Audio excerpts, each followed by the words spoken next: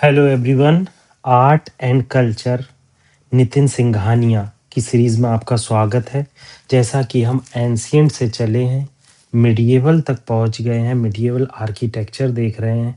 इसमें देख रहे हैं कि किस तरह से मुगल के टाइम में आर्किटेक्चरल चेंज आए, आर्विस्क्यू मेथड आया, किस तरह से किंग्स की इम्पोर्टेंस बढ़ती चली गई। तो ये सब चीज़ें हम यहाँ पर देख रहे हैं। और भी सीरीज़ हमारे चैनल पर मौजूद हैं, आप जाकर प्लेलिस्ट में देख सकते हैं। तो आज हम अकबर के रीन में किस तरह से चेंजेस आए, क्यों फतेहपुर सीकरी को कैपिटल बनाया गया, आगरा फोर्ट की क्या इंपॉर्टेंस है, ये सब देखेंगे। उससे पहले एमसीक्यूज डिस्कस कर लेते हैं ताकि आपकी कॉन्सेप्चुअल क्लियरिटी बात को बहुत अच्छे से हो जाए।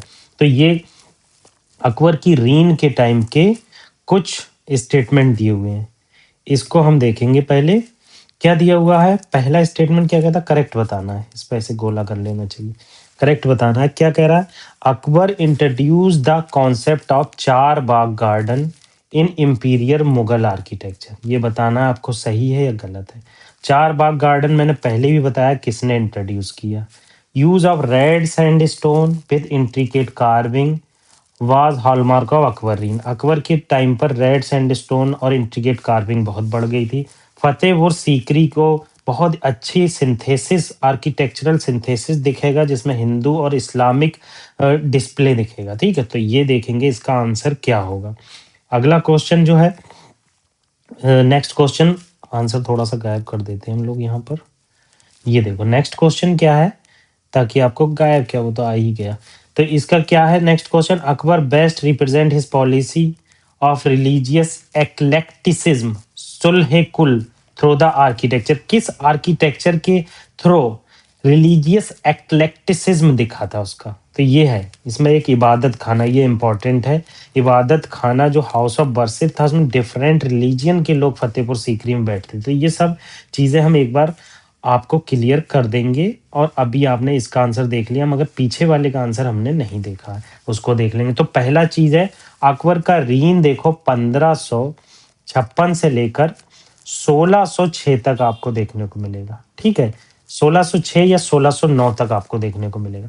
तो इसमें अकबर के रीन की खासियत ये थी, ये जो बहुत ज्यादा इंटरेस्टेड थे, किस में इंटरेस्टेड थे, आपको इनका इंटरेस्ट देखने को मिलेगा आर्ट एंड आर्किटेक्चर में। बहुत सारे इनके द्वारा गुंबद बनवाए गए, बहुत सारी किले बनवाए गए। तो ठीक है, इनके जो मेन टाइम पर प्रिंसिपल फीचर जो था वो रेड सैंडस्टोन था।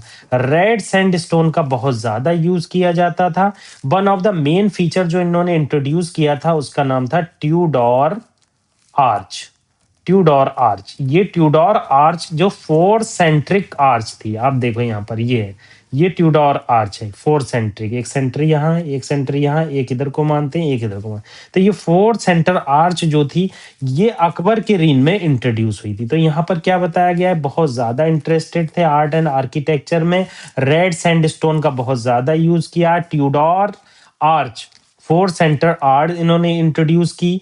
और इनके जो प्रोमिनेंट वर्क हैं या कंस्ट्रक्शन काम है वो यहाँ पर दिखाए गए हैं। जैसे पहला आगरा फोर्ट के बारे में डिस्कस कर लेते हैं। देखो आगरा फोर्ट ये है, आप जब एंट्री करेंगे तो आगरा फोर्ट में, तो ऐसा ये दिखाई देगा। तो Agra fort one of the main architecture है किसके टाइम का, अकबर के टाइम का। इनके टाइम पर बहुत सारे डेवलपमेंट हुए आगरा फोर्ट में, मगर मैक्सिमम डेवलपमेंट देखोगे तो वो जहांगीर के बाद शाहजहां के टाइम पर देखने को लेंगे। जैसे मोती मस्जिद शाहजहां ने डेवलप की, इसके अंदर दीवाने आम और दीवाने खास जो दिल्ली में भी देखने को मिलता है, वो भी शाहजहां ने इसमें इंट्रोड्यूस की। ठीक है, और जहांगीर महल बनाया गया बाद में, शीश महल बनाया गया टर्किश बाद, और चार बाग स्टाइल पर पूरा आगरा फोर्ट सिस्टम बना हुआ है। चार बाग स्टाइल क्या होती है, मान लीजिए ये फोर्ट है, तो यहाँ पर एक बाग है, ये रिवर नाले जा रहे हैं, यहाँ पर एक बाग है, यहाँ पर एक बाग है, यहाँ पर एक बाग है, ये रिवर नाले जा रहे हैं। तो ये रिवर और नाले क्या करते हैं, इसको ठंडा रखते हैं। रिवर नाले होते हैं छोटे छोटे,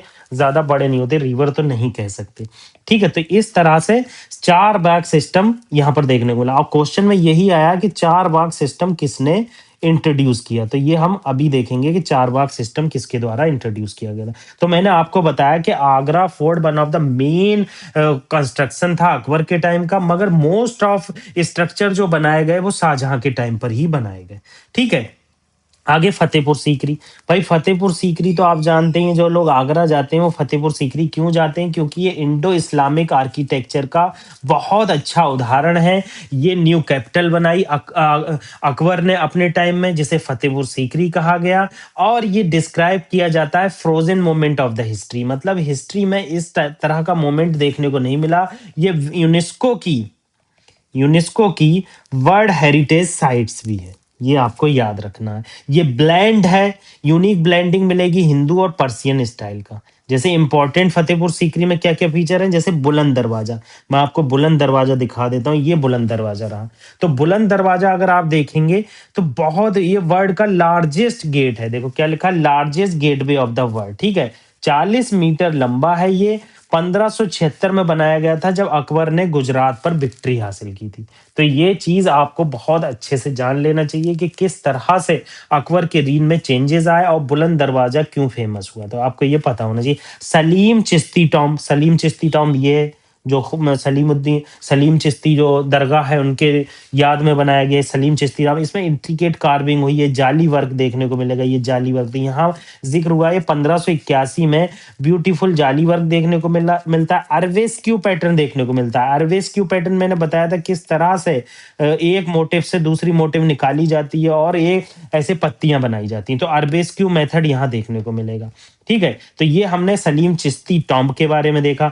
नेक्स्ट पंचमहल के बारे में जिक्र करते हैं। देखो ये 5 स्टोरी स्ट्रक्चर है जो पर्शियन कॉन्सेप्ट से लिया गया है, ठीक है। इसमें विंड कैचर, मतलब ये इस तरह का बनाया गया है कि विंड इजीली कैच होती है, तो गर्मी में बहुत अच्छा झरोका सिस्टम यहाँ पर बनता है, मतलब बहुत अच्छी हवाएं यहाँ पर चलती हैं। तो आपको ये पता होना चाहिए कि ये जो पंचमहल सिस्टम है किसके टाइम पर बनाया गया था। जोधाबाई पैलेस, जिसे मरियम उज जमानी पैलेस कहा जाता है, ये जोधाबाई पैलेस है। आपको एक एक फीचर दिखाया जा रहा है ताकि आपको बार बार इधर उधर से ढूंढने की जरूरत ना पड़े कि भाई कैसा दिखता है जोधाबाई पैलेस। नेक्स्ट आ जाता है इबादत खाना। इबादत खाना वही हो गया कि किस तरह से डिफरेंट रिलीजियन के लीडर्स मिलते थे और वहां डिस्कस करते थे, जो मैंने आपको लास्ट क्वेश्चन डिस्कस किया इबादत खाना के ऊपर। अगर आप इसको यहाँ देखेंगे तो इसका आंसर आपको डी देखने को मिलेगा। किस तरह से इबादत खाने में आप देखने को मिलेगा कि किस तरह से इबादत खाने में वर्शिप होती थी, डिफरेंट रिलीजियन के लोग मिलते थे और डायरेक्ट मतलब डिस्कशन करते थे, बहुत ही हेल्दी डिस्कशन होता था, ठीक है। तो ये हमने यहाँ पर देखा। 25वीं कोड था। हीरान मीनार, ये हीरान मीनार देख लो, ये जो है अकबर की याद में बनाया गया हीरान मीनार। हीरान जो था उनके एलिफेंट का नाम था, उन्हीं की मेमोरी में, जो एलिफेंट की मेमोरी है उसकी मेमोरी में ये हीरान मीनार बनाया गया। ट्रेवलर के द्वारा लाइट हाउस की तरह भी यूज किया जाता था। जैसे रिवर में ट्रेवलर चल रहे हैं तो उन्हें मीनार पर जलती हुई लाइट दिख जाती थी, तो उस लाइट को देखकर समझ लेते थे कि हीरान मीनार है ये और हमें इस डायरेक्शन में जाना है, ठीक है। तो हीरान मीनार आप देख लीजिए, इस तरह का देखने को मिलेगा। तो ये फेमस चीजें थी जो मैंने आपको बताई। जैसे अकबर ने एक टेम्पल, गोविंद देव टेम्पल भी बनाई वृंदावन में, ठीक है। तो ये इंपॉर्टेंट है। ये देखो मैंने आपको दिखाया बुलंद दरवाजा, ये ये तो हुमायूं टॉम्ब है, दिल्ली में बहुत फेमस हुमायूं टॉम्ब इन्होंने दिखाया है। और ये देखो सलीम चिश्ती मॉस्क, सलीम चिश्ती टॉम्ब है, ये उनकी बहुत अच्छी आर्किटेक्चर कार्विंग की हुई। तो आप यहाँ पर क्वेश्चन आप बताओ, अकबर की रीन का ये इंट्रोड्यूस चारबाग सिस्टम, ये गलत है। इन्होंने चारबाग सिस्टम इंट्रोड्यूस नहीं किया था, चारबाग सिस्टम इंट्रोड्यूस किया गया था बाबर के द्वारा। तो आपको ये याद रखना है। तो दूसरा और तीसरा सही है। रेड सैंडस्टोन और ये इंट्रीगेट कार्विंग यूज होती थी। हिंदू इस्लामिक आर्किटेक्चर के बिल्डिंग फतेहपुर सीकरी एक इंपॉर्टेंट एग्जांपल है। ये आप सोल्यूशन यहाँ देख सकते हैं। तो ये हमारा लेक्चर था। Thank you very much. Revision is the key of success. जितनी ज्यादा रिवीजन उतनी करीब सक्सेस।